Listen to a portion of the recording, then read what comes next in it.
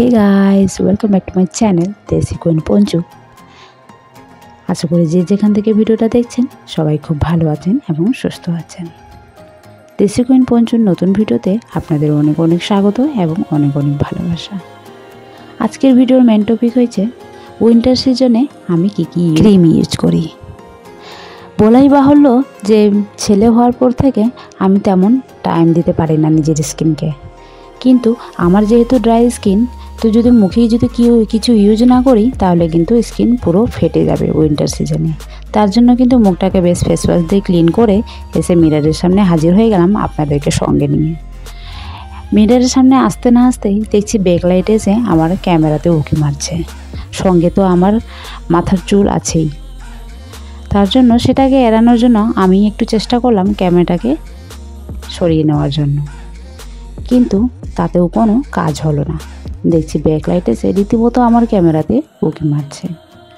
যাকে সেটা না হয় থাকবেই, আমার যেহেতু ক্যামেরার অপোজিট সাইডে লাইট আছে সেটা থাকবেই, সেটাকে বাদ দিয়ে আপনারা না হয় আমাকে ফোকাস করুন। তো চলে আসি ভিডিওর মেন টপিকে। আমি যে রাত্রেবেলা ক্রিম ইউজ করি সেটা বিশেষ কিছু নয়, কিন্তু তার মধ্যেও কিছু নয় বললে হবে না, তার মধ্যে কিন্তু একটা ইম্পর্টেন্ট জিনিস ইউজ করি, সেটাই আপনাদের সাথে শেয়ার করব। আমার যেহেতু প্রচুর ড্রাই স্কিন, আর আমার মতো কার কার ড্রাই স্কিন আছে তারা অবশ্যই এগুলো করবে, তাহলে কিন্তু উইন্টার সিজনে অন্ততপক্ষে স্কিনটাকে রক্ষা করা যাবে।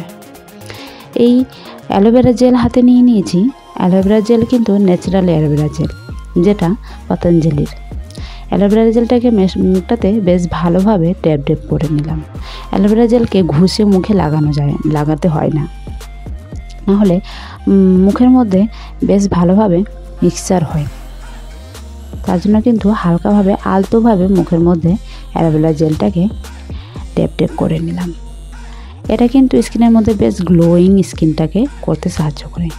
এবার বেশ কিছুক্ষণ একটু শক হতে দিলাম। বেশ কিছুক্ষণ শক করে নেওয়ার পরে আমি যে দ্বিতীয় ক্রিমটা ইউজ করি সেটা ক্রিমই বটে, এই উইন্টার সিজনেই অন্ততপক্ষে আমি ইউজ করি। তার আগে কিন্তু আমি আমার কানের দুলটুকু খুলে নিলাম।